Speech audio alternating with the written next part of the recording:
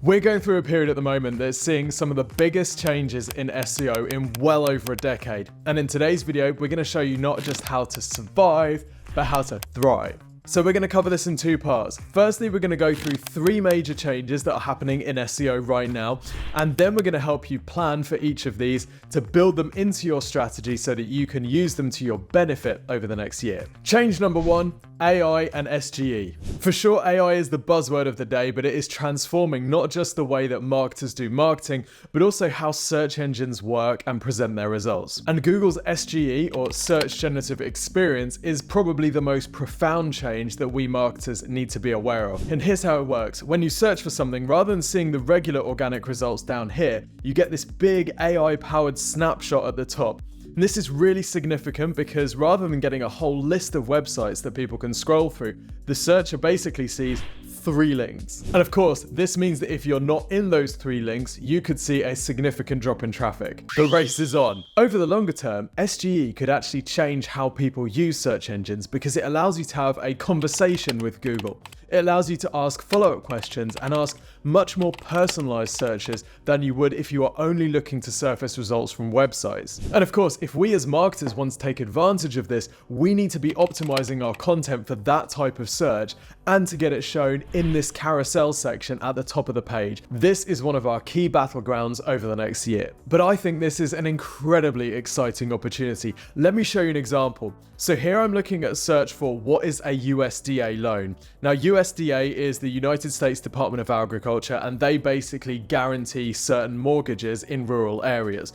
In the regular organic results, the USDA is ranking position 1 and it's ranking position 3. Which is kind of what you'd expect, right? Because what is a USDA loan? Who knows better than the USDA? But here's where it gets exciting for marketers, because the USDA is not linked to in this section, the carousel at the top of the SGE results. So if I'm a mortgage broker or I'm some business that benefits from ranking for USDA loans, finally I get a chance to leapfrog the USDA site that's been ranking at the top of Google for ages, get my business featured here and pick up some of that traffic. Now, of course, Google may change this and the USDA may be ranking all the time.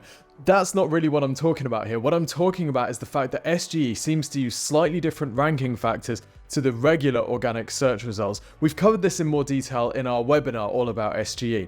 But this is a really exciting opportunity for any business that is always looking at the top authority sites in their space, ranking for everything, saying, how can we beat them? Well, here's an opportunity to beat them. If they're not even thinking about optimizing for SGE, you can just skip them completely and start picking up way more traffic than they will be from this new change. Now, we're going to cover exactly how to plan for this in just a minute. But before we do that, the second major change that we're seeing over the next year is short content ranking. Yes, best practice wisdom in SEO is always that you need to provide long content on a page if you want it to rank on Google. So everyone's been writing ultimate guides, answering all of the possible questions that people might have about a topic in order to get them ranking on the first page. But over time, we've started to notice a shift where actually Google is starting to reward, in some cases, shorter content instead. Sticking with our rural mortgages, here's a bunch of website pages that are ranking well for rural mortgages.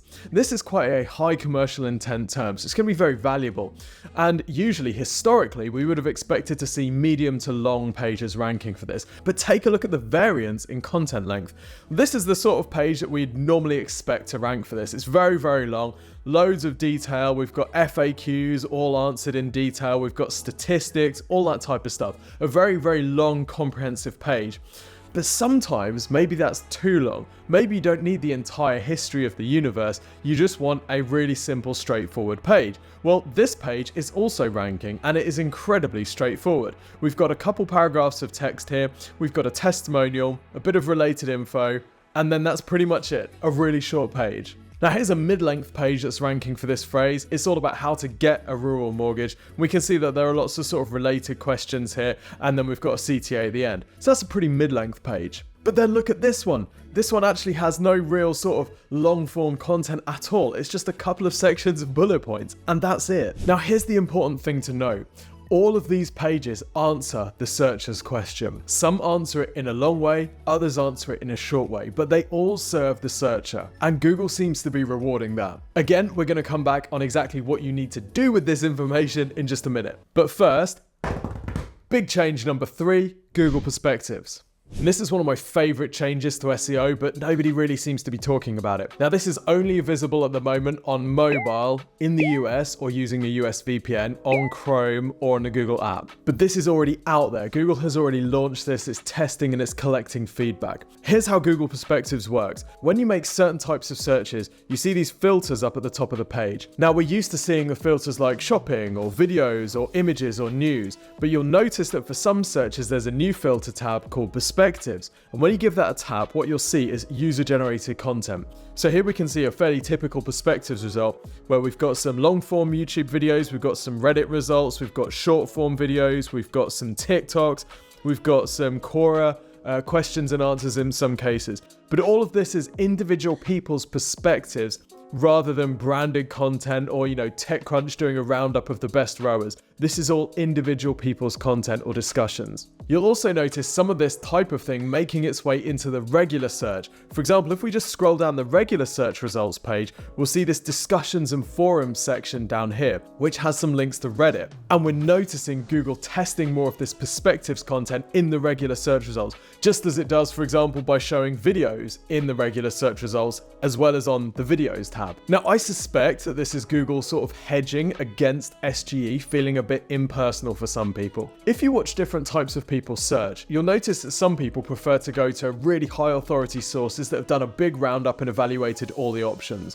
Whereas sometimes some people want to go to a whole bunch of individual people's perspectives and do that filtering themselves. SGE seems to be way more suited to the first category, collecting and aggregating all of the information on the internet and providing you with a summary.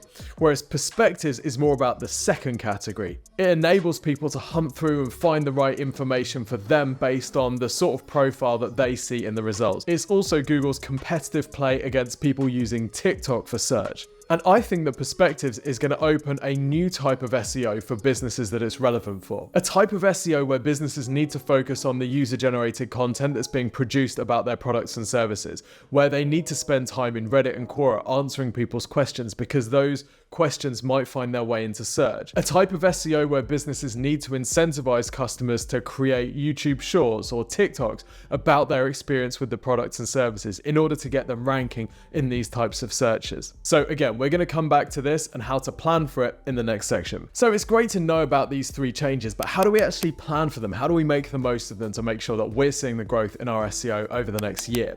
Well, let's start with SGE. Here's my recommended plan of action. Step 1, sign up for SGE. To do this, you need to go to Google Labs, just search on Google for Google Labs, and you need to be using either a US VPN or you need to be based in the US. This will allow you to sign up for the SGE Search Labs experiment. Once you've done this, you can use Google Chrome to start experimenting with SGE. Get a feel for what sort of searches in your space are bringing up SGE results. Click on the links to see which sort of websites are being rewarded and what are the snippets of content on those pages that SGE is referencing. Your goal in all of this is just to collect information to get a feel for how SGE is working.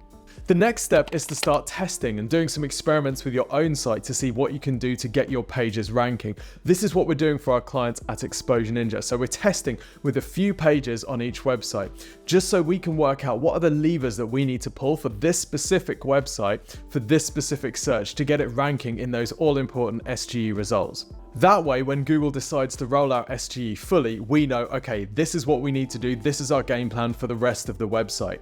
But if Google changes SGE significantly before rolling it out, we haven't spent a whole bunch of time optimizing every page on the website for SGE rankings. Here at Exposure Ninja, we've been getting some incredible results with our own SGE experiments. So if you want a hand in optimizing your website and getting ready for SGE, then request a free website and marketing review from the team here.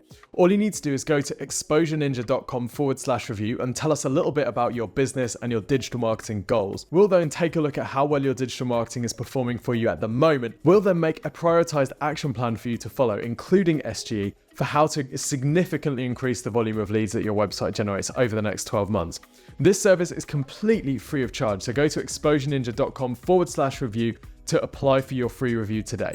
Alright, what about this whole shorter content thing? Do you need to go back through your website and start trimming down all of your ultimate guides into short bite-sized snippets? No, don't do that. Here's how I would suggest approaching this. When you're producing new content, think about the amount of information that you actually need to provide in order to be really useful to customers. Let me show you an example. So let's say I want to make some banana pancakes. Now I've noticed that this website here is ranking for banana pancakes and it's just 2 ingredients. That sounds about right to me. But let's have a look at the information on this page. Okay, how to make 2 ingredient banana pancakes should be fairly simple. This is probably the sort of thing that you can answer in a couple of sentences, right? Well, yeah, but firstly, I need to scroll through all of this stuff. I need to pass ads, I need to pass pictures. How do these only have 2 ingredients? I really need to read this section, don't I? Do they really taste like pancakes? I need to read tips on how to flip them. I need to see a presumably affiliate linked spatula that I could use to flip my banana pancakes. I need to find out about adding nuts and chocolate and more, which does sound good to be fair. And only then do I get to the recipe and the instructions. But look how far I've had to scroll in order to get that information. So it seems to us that Google is starting to realize that sometimes this type of thing isn't the optimal user experience. Sometimes the searcher just wants the information that they're looking for. At the moment though, Google is still rewarding this type of content in some instances. So it's always important to check, even if you think, right, we can answer this question in just a few paragraphs, check what Google is currently rewarding in your space. If you see shorter content ranking, then by all means, produce a shorter content piece and see if you get the ranking that you're after. But however, if you see that Google is only ranking super long detailed guides with loads of background and next steps, you may still want to take that approach because perhaps Google has decided based on measuring user metrics that actually people do want that additional info. They do want a bit of backstory. They do want to understand the next steps that they could take. The important thing, as ever, is understanding exactly what your customer or your target customer wants and giving them that, so long as Google is rewarding that approach. What about perspectives? Well, again, the first thing to do is experiment with it and see what types of searches are bringing up perspectives results and just spend some time getting familiar with it. For example, is it videos that are coming up? Is it written reviews and discussions? When you find a discussion going on, are people recommending particular brands? And could you potentially add your brand to that list of recommendations? And by the way, a bonus of using perspectives is that you'll start to notice some of the things that your customers and potential customers have issue with about your competitors. This can help you with your brand positioning, with the FAQs that you answer on your own website and on your product pages as well. For example, if you see in perspectives that people are saying that your competitor's product is good, but the quality doesn't really match the price, well, that might be something that you want to emphasize in your own marketing, knowing that there is dissatisfaction in your space. And then you may want to think about how you incentivize your customers to talk about you online. Some businesses are already doing this. For example, Gymshark shares the images posted by its customers' ambassadors, giving them that praise and boosting their own social visibility. Whereas Figma has a group of designer advocates. These are full-time salaried positions that create Figma-related content, which Figma can then share on its own social pages. This has way more credibility than something that looks overly Figma branded because it appears to be user-generated content, and it sort of is. So this approach isn't quite an influencer approach because you're not actually paying for their influence, you're just paying for them to produce content for you. But it can be a really powerful way of building up the sort of user-generated content that we're seeing being rewarded in perspectives. But you also might want to work more informally with people that have already been posting about you. So have a look at who's been tagging you on social media and see if you might want to work with them to produce some content targeting ranking and perspectives. So to recap, SG is going to have a huge potential impact on SEO over the next year. Some projections have it decimating up to 95% of a website's organic traffic, but only if you don't adapt to it and figure out how to rank your website pages in that carousel. Next up, we've got Google ranking different lengths of content, and you need to be thinking about this, experimenting and seeing what's working in your space that you can then apply to the future content you're producing. Thirdly, we have Google Perspectives and the opportunity to get user-generated content ranking for these types of searches, knowing that Google is already starting to show them for some industries. One of the common tasks you'll need to do across all of these new SEO strategies is keyword research. Understanding the words and phrases that your potential customers are searching for is absolutely vital. And in this video, we show you exactly how to do that keyword research using a similar approach to what we do for our clients at Exposure Ninja. Enjoy it. See you soon.